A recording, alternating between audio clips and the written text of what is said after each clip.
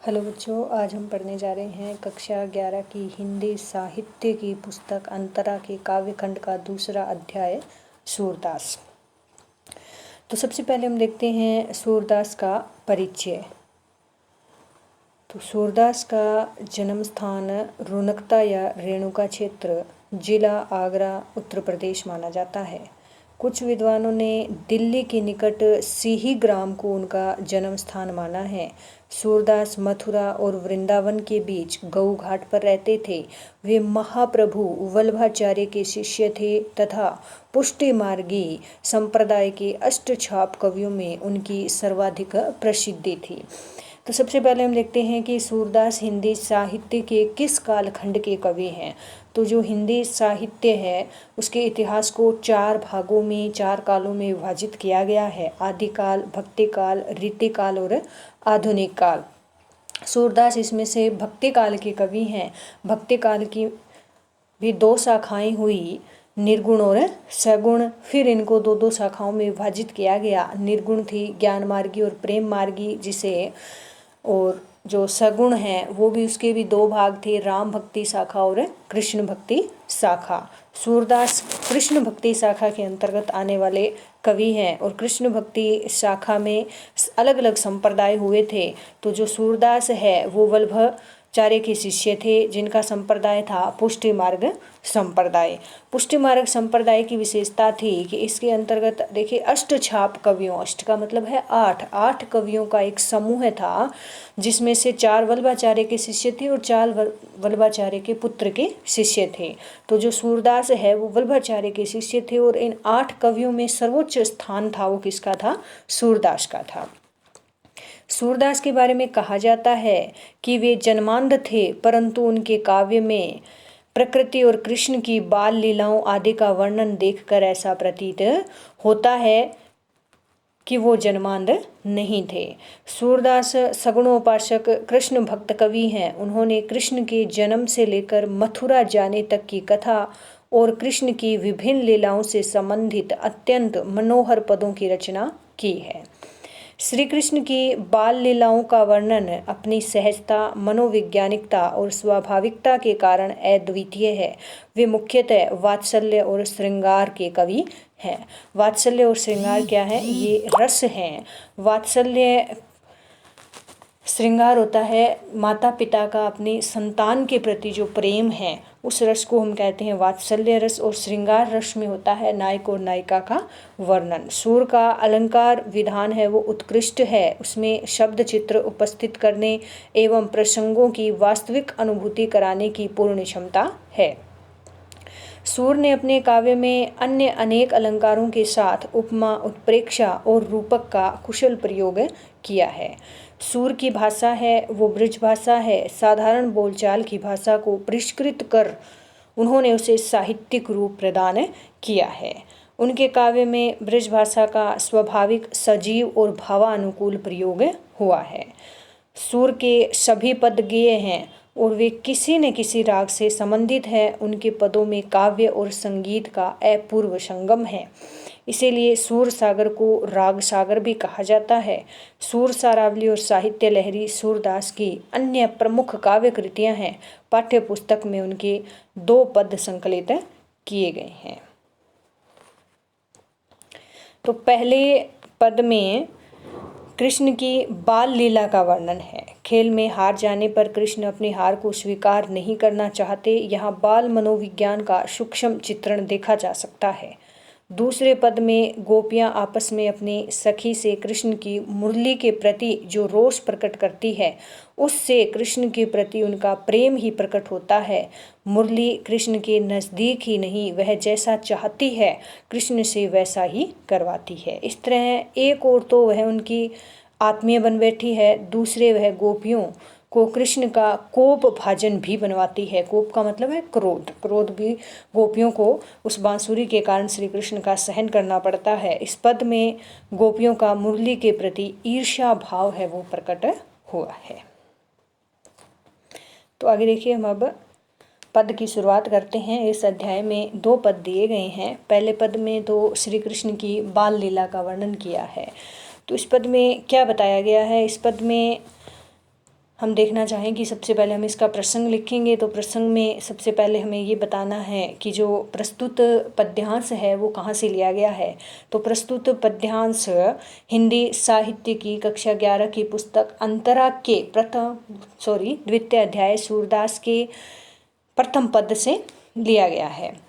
तो उसके बाद हम इसकी व्याख्या पढ़ते हैं। तो व्याख्या को विस्तृत रूप से हम देखते हैं। देखिए, खेलन में काको गुसैया हरिहारे जीते श्रीदामा बरबस ही कत करत रिसैया जाति पाति हमते बड़ नाही बसत तुम्हारी छैया अति अधिकार जनावत याते जाते अधिक तुम्हारे गैया रुट ही करे तासो को खेले रहे बैठी जह तह गवैया सूरदास प्रभु खेलो ही चाहत दाऊदियो करी नंद दुहैया। तो देखिए, हम इसको देखते हैं। खेलन में काको गुसैया, तो इसमें क्या है, श्री कृष्ण और उनके जो बाल सखा हैं वो एक साथ खेल रहे हैं और खेल खेल में हरि हारे, हरि मतलब श्री कृष्ण तो हार जाते हैं, जीते श्रीदामा और सुदामा जीत जाते हैं। तो श्री कृष्ण रूठ कर बैठ जाते हैं। तो इसमें उनके ग्वाल बाल हैं वो उनको समझाते हुए कहते हैं कि खेलन में को गुस्सैया, यानी खेलने में कौन गुस्सा करता है। बरबस ही कत करत रिसैया, मतलब क्रोध कि कृष्ण आप तो व्यर्थ में ही, बरबस मतलब जबरन आप क्या कर रहे हैं, क्रोध कर रहे हैं, क्रोध की कोई बात नहीं है। जाति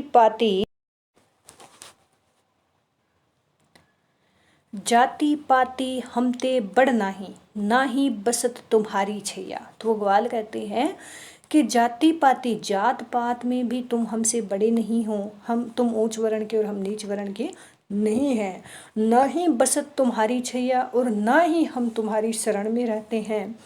अति अधिकार जनावत याते, कि ऐसा लगता है तुम हम पर अधिक अधिकार इसीलिए जता रहे हो, जाते अधिक तुम्हारे गैया, क्योंकि तुम्हारे पास हमसे गाय अधिक है। वो इससे क्या कह रहे हैं कि तुम हम पर क्रोध कर रहे हो, हम पर अधिकार जता रहे हो, लेकिन इसका कारण क्या है, क्योंकि जात पात में भी तुम हमसे ऊपर नहीं हो, ना ही हम तुम्हारी शरण में बसते हैं। तो एक ही कारण बसता है जिस कारण तुम हम पर अपना अधिकार जताते हो, क्योंकि तुम्हारे पास गायों की संख्या हमसे ज़्यादा है।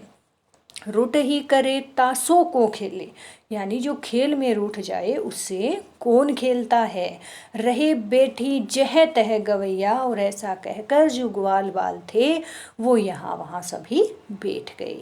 सूरदास प्रभु खेलो चाहत दाऊदियो करी नंद दुहैया। अब सूरदास जी वर्णन करते हुए कहते हैं कि प्रभु श्री कृष्ण खेलना तो चाहते हैं, दाऊदियो करी नंद दुहैया, दाऊ मतलब दाव जो बारी है, दाऊदियो करी नंद दुहैया, कि उन्होंने अब की बार दाव दिया नंद की। नंद कौन है, श्री कृष्ण के पिता, उनकी दुहाई देकर उन्होंने दाव ले लिया। तो अब इसके बाद प्रसंग होगी, व्याख्या हो गया, उसके बाद हम लिखते हैं इसका विशेष लिखते हैं, या साहित्यिक दृष्टि से कहें तो साहित्य सौंदर्य लिखते हैं। साहित्य सौंदर्य में हमें क्या देना होता है कि इसमें कौन सी बातें विशिष्ट आई है, चाहे वो व्याकरणिक दृष्टि से हो, चाहे काव्य शास्त्रीय दृष्टि से हो, क्या विशिष्टता होनी चाहिए। तो व्याकरणिक दृष्टि से तो जैसे कक्षा 10 तक हम पढ़ते ही आए हैं कि संधि होगी, समास हो गया, क्रिया होगी। काव्य शास्त्रीय दृष्टि से हम इसमें इसका शिल्प विधान देखते हैं, इसकी काव्य शैली कौन सी है, इसकी भाषा कौन सी है, इसमें किन अलंकारों का प्रयोग हुआ है, तो वो हमें किस में देना होता है, साहित्य सौंदर्य में देना होता है। ठीक है, तो इसमें सूरदास की भाषा तो हम पढ़ कर ही आए थे कि सूरदास की भाषा कौन सी थी, ब्रज भाषा है। उसके अलावा उनकी भाषा है वो परिष्कृत है, यानी कि जो व्यवहारिक भाषा है उसको परिमार्जित कर उन्होंने क्या लिया है, काम में लिया है। अलंकारों का प्रयोग भी किया है, रूपक अलंकार है, उपमा अलंकार का प्रयोग भी इसमें जगह जगह हुआ है, अनुप्रास अलंकार का भी इसमें प्रयोग हुआ है। और श्री कृष्ण की बाल मन का यहाँ पर वर्णन उन्होंने किया है। जिस प्रकार साधारण बच्चे खेल खेल में रूठ जाते हैं, उसी प्रकार श्री कृष्ण भी यहाँ पर खेलते हुए रूठ गए हैं, तो उसी का वर्णन इसमें सूरदास ने किया है। अब हम इनके दूसरे पद को देखते हैं। देखिए, मुरली तऊ गोपाल ही भावती, सुनरी सखी जदपि नंदलाल ही, नाना भांति नचावती, राखती एक पाई ठाडो करी, अति अधिकार जनावती, कोमल तन आज्ञा करवावती, कटी टेढ़ो हवे आवती, अति आधीन सुजान कनोड़े, गिरिधर नार नवावती, आपुन पोढ़ी अधर सजा पर, कर पल्लव पलुटावती, भ्रूकुटी कुटिल नैना नासा पुट, हम पर कोप करावती, सूर प्रसन्न जानी एको छिन, धरते शीस डुलावती। तो इसमें देखिए, इसमें किसका वर्णन है? जो गोपियां हैं वो श्री कृष्ण जब वंशी वादन करते हैं, मुरली बजाते हैं, तो उसका उन्होंने वर्णन किया है। मुरली के प्रति गोपियों का ईर्ष्या भाव यहाँ पर व्यक्त हुआ है, प्रकट हुआ है। मुरली तऊ गोपाल ही भावती। अब सखियाँ जो गोपियाँ हैं वो आपस में बात करती हुई कहती हैं, मुरली तऊ गोपाल ही भावती, गोपाली मतलब श्री कृष्ण, श्री कृष्ण को मुरली है वो अत्यधिक अच्छी लगती है। सुनरी सखी जदपि नंदलाल ही, नाना भांति न जावती, यद्यपि नंदलाल मतलब श्री कृष्ण की हे सखी, जो श्री कृष्ण को मुरली है वो उन्हें विभिन्न तरीकों से नाचना चाहते हैं, अपने इशारों से काम करवाती है, फिर भी श्री कृष्ण को जो मुरली है वो अत्यंत प्रिय है। राखती एक पाई ठाडो करी, अति अधिकार जनावती। अब श्री कृष्ण जब वो बंसी वादन करते हैं तो वो जिस प्रकार अपने शरीर को टेढ़ा करते हैं या जो शारीरिक स्थिति बनाते हैं उसका वर्णन यहाँ पर सखियाँ है वो कर रही है। राखती एक पाई ठाडो, ठाडो मतलब खड़ा करके, एक पाई एक पैर पर, कि जो मुरली है वो श्री कृष्ण को एक पैर पर खड़ा करके रखती है। अति अधिकार जनावती और अपना अधिकार जताती है। कोमल तन आज्ञा करवावती, श्री कृष्ण का तन है, शरीर है वो तो कोमल है, फिर भी वो उससे अपनी आज्ञा का पालन करवाती है। कटी टेढ़ो हवे आवती, और श्री कृष्ण की जो कमर है वो टेढ़ी हो जाती है, कि जब मुरली उनसे अपनी आज्ञा अनुसार कार्य करवाती है तो उनकी आज्ञा का पालन करते करते श्री कृष्ण की कमर है वो टेढ़ी हो जाती है। तो कमर टेढ़ी कैसे हो जाती है? जब श्री कृष्ण वंशी वादन करते हैं, मुरली बजाते हैं, तो उनका पैर है वो टेढ़ा होता है, कमर भी टेढ़ी होती है और उनके हाथ है वो बांसुरी पर होते हैं। तो उस स्थिति का वर्णन कर रही है यहाँ पर गोपियाँ। अति आधीन सुजान कनोड़े, गिरधर नार नवावती, कि जो मुरली के अधीन हो गए हैं श्री कृष्ण, गिरिधर, गिरिधर का मतलब पर्वत को धारण करने वाले श्री कृष्ण से भी वो गर्दन झुकवा देती है। अब गर्दन कब झुका देते हैं श्री कृष्ण? जब मुरली को बजाते हैं, उनकी उंगलियां जब मुरली के छिद्रों पर होती है तो उसकी तान के साथ साथ श्री कृष्ण का सर भी झुक जाता है। तो गोपियां उसको ऐसे ले रही हैं कि जो पर्वत उठाने वाले हैं, इतने बलशाली हैं, वो उस मुरली के सामने अपनी गर्दन झुका देते हैं। आपुन पोढ़ी अधर सजा पर, कर पल्लव पलुटावती, पोढ़ी का मतलब है लेट जाती है। अब जो मुरली है वो क्या करती है? अधर, अधर का मतलब है होठ, सज्जा, सैया, कि जो मुरली है वो तो अधर रूपी सैया पर स्वयं तो लेट जाती है। कर पल्लव प्लुटावती, कर मतलब हाथ, पल्लव का मतलब होता है कमल, कमल के समान उनके जो हाथ हैं, प्लुटावती मतलब दबवाती है, अपने पैर दबवाती है। भूकुटी कुटिल, और जब श्री कृष्ण से मुरली इस प्रकार अपनी आज्ञा का पालन करवाती है तो श्री कृष्ण की भौहें टेढ़ी हो जाती है, नैन नासाफुट, उनकी नथुने फूल जाते हैं। हम पर कोप करावती, श्री कृष्ण इस पर